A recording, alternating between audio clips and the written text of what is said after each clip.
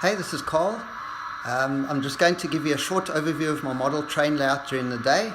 If you didn't know, I'm totally blind and can only see light and dark out the right eye. So let's try and focus onto some tracks and stuff around here. All the tracks are laid, wired, and did the ballasting myself by sifting a whole lot of stones out of the garden. Let me quickly get this train going. This is a 15F locomotive. Most commonly used in South African railways. This one's number 3046, which is currently still running in real life, maintained and run by reef steamers from Johannesburg. It's just the various sounds we can make, and then I've got to quickly release the brake. There she starts going. Pulling a whole lot of South African railway stuff. Now listen, if I take the power off, it goes into drift mode like the real one, and I open up the power again. Let me just show you around a bit. There's my engine shed. Old locomotive in there. And there's the Red Devil steam locomotive, one of a kind. Number 3450 it should be, and we have two old 9E electric locomotives that used to pull the iron ore train.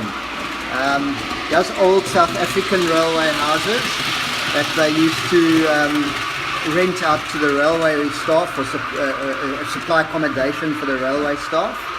Across there is just some buildings, other buildings. I haven't done much work there.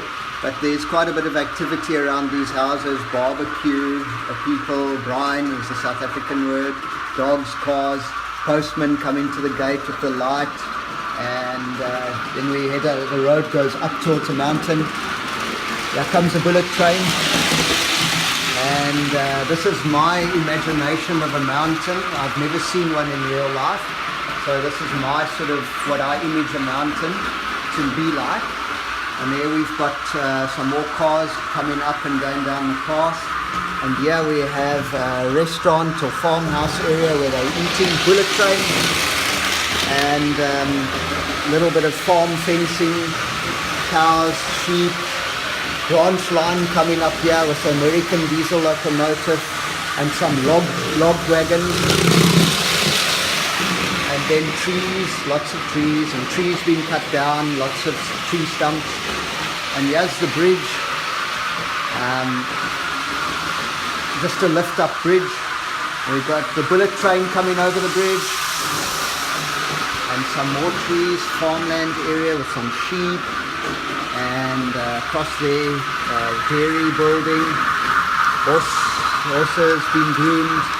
Horses and cows behind the proper South African fence, and there's windmill, reservoir.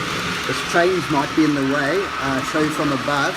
Some riders and horses next to the track, and so we go along here, along here, along here. There's more houses in the corner.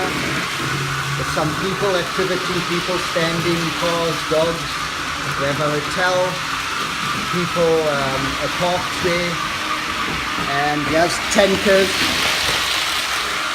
a whole lot of South African railways tankers, and oil refinery, crane, across there's more buildings, and here we have more tracks, and a locomotive workshop area with an old 19D locomotive.